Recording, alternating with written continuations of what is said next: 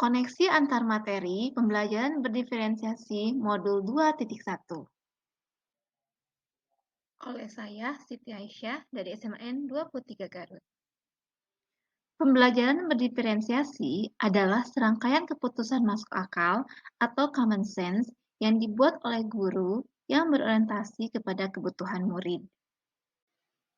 Keputusan-keputusan itu merupakan prinsip dari pembelajaran berdiferensiasi, yaitu terdiri dari lingkungan belajar, kurikulum berkualitas, asesmen berkelanjutan, pengajaran responsif, dan kepemimpinan atau rutinitas di kelas yang merupakan manajemen kelas yang efektif. Ciri-ciri pembelajaran berdiferensiasi menurut Association for Supervision and Curriculum Development pada tahun 2011 yaitu terdiri dari bersifat proaktif, menekankan kualitas daripada kuantitas, berakar pada assessment, menyediakan berbagai pendekatan dalam konten, proses, dan produk, serta lingkungan belajar. Yang kelima, berorientasi pada peserta didik, dan yang keenam, bersifat hidup. Setiap peserta didik itu unik.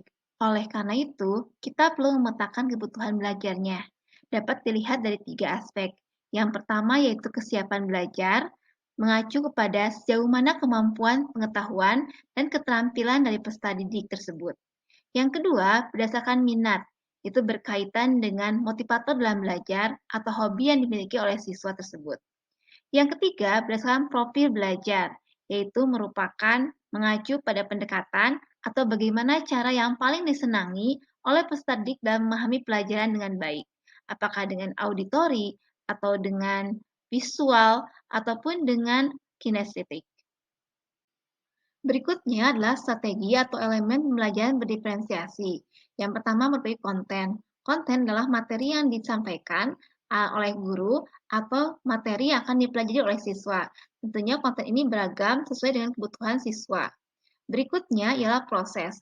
Proses ialah merupakan kegiatan pembelajaran yang dilakukan oleh siswa untuk menambah pengalaman belajar bermakna dalam kelas. Berikutnya adalah produk. Produk merupakan hasil akhir dari pembelajaran, baik berupa pengetahuan, keterampilan, dan pemahaman peserta didik terhadap suatu materi yang disampaikan. Berikutnya ialah lingkungan belajar. Lingkungan di sini merupakan susunan kelas secara personal, sosial, dan fisik yang memperhatikan kesiapan peserta didik dalam belajar, minat mereka, dan profil belajar dari peserta didik tersebut. Penilaian dalam pembelajaran berdiferensiasi. Seperti kita ketahui bahwa dalam pembelajaran berdiferensiasi, asesmen yang dilakukan adalah asesmen berkelanjutan, yaitu yang pertama, asesmen pertama kali dilakukan ialah asesmen di awal pelajaran atau asesmen diagnostik sebelum membahas suatu topik pelajaran. Yang kedua, asesmen yang dilakukan adalah asesmen formatif, yaitu assessment untuk mengetahui apakah masih ada materi yang belum jelas atau sulit dimengerti oleh para peserta didik. Dan yang ketiga, yaitu setelah pembelajaran berakhir, guru kembali melakukan evaluasi sebagai penilaian hasil belajar di akhir mempelajari suatu materi pembelajaran. Sehingga dalam pembelajaran di kelas, assessment dapat kita lihat dalam 3 aspek. Yang pertama, assessment for learning, yaitu penilaian yang dilakukan selama berlangsungnya proses pembelajaran. Yang kedua, assessment of learning, yaitu penilaian yang dilakukan setelah proses pembelajaran selesai, berfungsi sebagai penilaian sumatif. Dan yang ketiga, assessment as learning, penilaian sebagai proses belajar dan melibatkan murid-murid secara aktif dalam kegiatan penilaian tersebut. Dan ini merupakan bagian dari penilaian formatif. Beberapa miskonsepsi dalam pembelajaran berdiferensiasi. Yang pertama yaitu kelas diferensiasi perlu banyak guru karena masing-masing kebutuhan murid harus dilayani secara individual. Ini adalah hal miskonsepsi yang pertama. Yang kedua, diferensiasi terjebak pada pengelompokan yang kaku, statis, tanpa usaha meningkatkan kemampuan murid. Dan yang ketiga, diferensiasi membutuhkan banyak FPP. Ini beberapa contoh miskonsepsi dalam pembelajaran berdiferensiasi. Bagaimana kebutuhan berdiferensiasi dapat memenuhi kebutuhan belajar murid dan membantu mencapai hasil belajar yang optimal. Hal ini terlihat dari yang pertama, pembelajaran yang berdiferensiasi memungkinkan guru untuk memberi peserta didik dukungan yang mereka butuhkan yang sangat mungkin berbeda-beda satu dengan yang lainnya.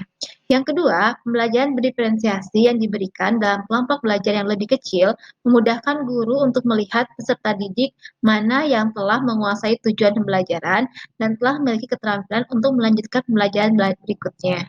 Yang ketiga, guru juga dapat melihat peserta didik yang masih membutuhkan dukungan atau intervensi. Yang keempat, pembelajaran yang berdiferensiasi menantang peserta didik yang cerdas untuk menggali pembelajaran secara lebih mendalam. Yang kelima, memberi kesempatan peserta didik untuk menjadi tutor sebaya. Yang keenam, guru mendesain pengalaman belajar dan lingkungan belajar dengan menanggapi atau merespon kebutuhan belajar murid agar murid dapat mencapai tujuan pembelajarannya. Dan yang ketujuh, adanya asesmen berkelanjutan dapat menjadi bahan refleksi untuk pembelajaran selanjutnya. Hal ini memungkinkan pencapaian hasil belajar yang optimal bagi peserta didik. Kaitan antara materi dalam modul ini dengan modul lain di dalam program pendidikan guru penggerak. Seperti yang telah dipelajari di modul sebelumnya, bahwa Ki Hajar Dewantara menyampaikan bahwa maksud dari pendidikan ialah menuntun segala kekuatan kodrat yang ada pada anak-anak, agar mereka sebagai manusia maupun anggota masyarakat dapat mencapai keselamatan dan kebahagiaan yang setinggi-tingginya. Sebagai pendidik, kita tentu menyadari bahwa setiap anak adalah unik dan memiliki kodratnya masing-masing.